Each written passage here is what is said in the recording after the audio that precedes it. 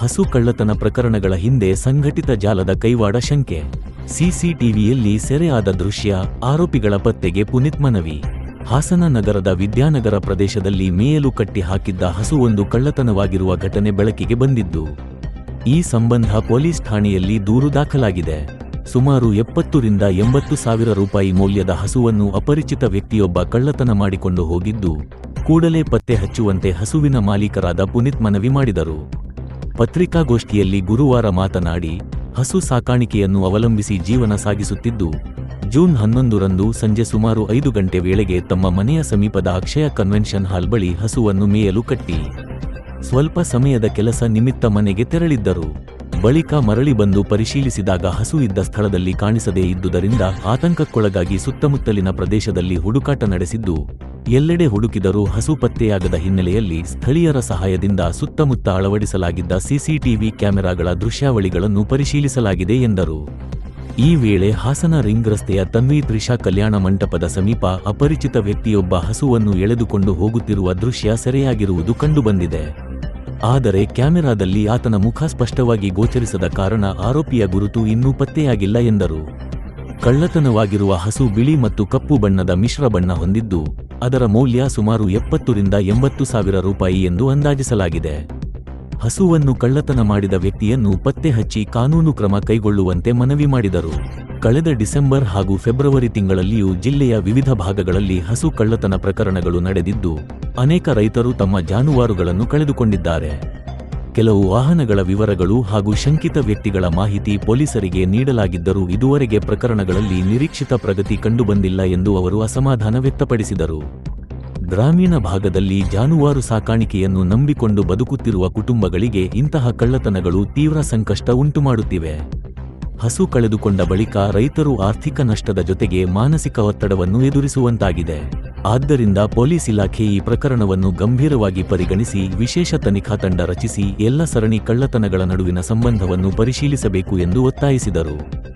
ಪಾರಂಪರಿಕ ಗಾಡಿ ಕೆಲಸಕ್ಕೆ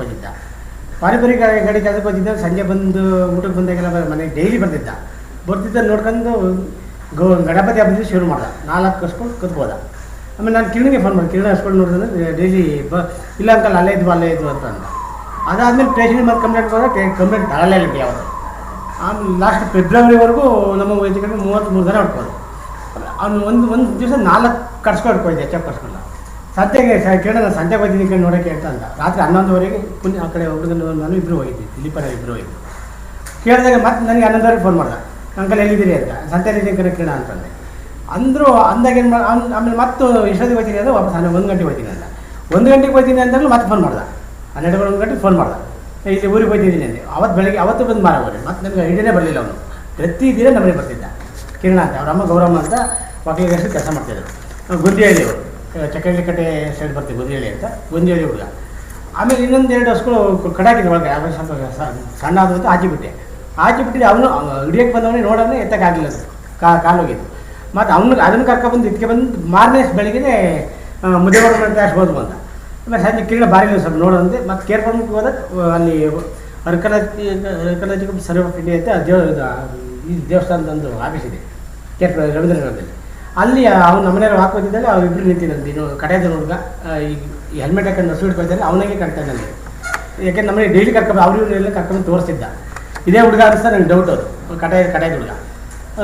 ಇಬ್ಬರು ಅಲ್ಲಿ ನಿಂತಿದ್ರಂತೆ. ಮತ್ತೆ ಹಸುನು ಇದ್ದಂಗೆ ಅದು. ನಮ್ಮ 33 ಜನ ಕಿರಣಿನೇ ಹೊಡ್ಕೋಯಿರೋದು. ಈ ಸ್ಟೇಷನ್ಗೆ ಹೋಗಿ ಕಂಪ್ಲೇಂಟ್ ಕೊಟ್ಟರೆ ಯಾವತ್ತೂ ತಗೊಳ್ಳಿಲ್ಲ, ಯಾವತ್ತೂ ನನ್ನ ರೆಸ್ಪಾನ್ಸೇ ಮಾಡಲಿಲ್ಲ. ಎಷ್ಟು ಹೇಳಿದ್ವು ಅಂದ್ರೆ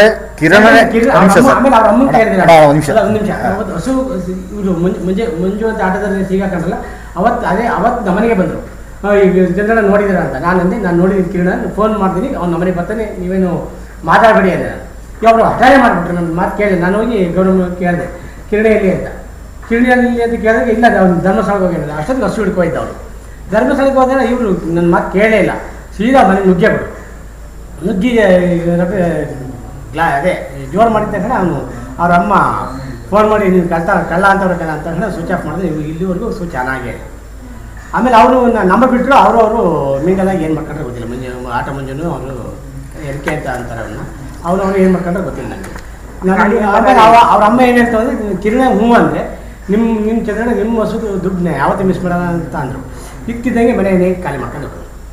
ಸರ್ ಓಕೆ, ಅವ್ರದ್ದು ಒಂದು ಪಾರ್ಟ್ ಸರ್, ಇಲ್ಲ ಅಂತ ಹೇಳ್ತಿಲ್ಲ, ಅವ್ರದ್ದು ಒಂದು ಪಾರ್ಟ್ ಇದೆ ಸರ್. ಅವ್ರು ಸೇಜ್ ಮಾಡೋ ಅಂತ ಜವಾಬ್ದಾರಿ ಇರುತ್ತೆ ಗಾಡಿ ಇದೆ, ಗಾಡಿ ಸೀಸ್ ಕೊಡಬೇಕು. ಈಗ ನಾವು ಇಷ್ಟೊಂದಡಿಯಿಂದ CC ಕ್ಯಾಮ್ರಾಗಳಿಗೆಲ್ಲ ಕೊಟ್ಟು ಪೊಲೀಸರಿಗೆಲ್ಲ ಮಾಹಿತಿ ಕೊಟ್ಟಿದ್ದೀವಿ.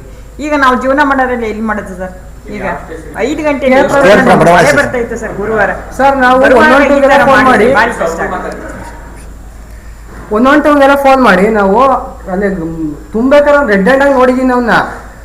ನಾ ಕಾಯ್ತಿದೀವಿ, ಅವನು ಬರ್ತಾ ಇಲ್ಲ. ಯಾಕೆಂದ್ರೆ ಅವ್ನಿಗೆ ಗೊತ್ತಾಗಿದೆ ನಾವು ಕಟಾಕಿರೋದು. ಅವ್ನು ಬಿಗ್ದು ಬಾಯೆಲ್ಲ ಬಿದ್ದಿದ್ದ 3 ನಮ್ಮದು ಹಸುಗಳ.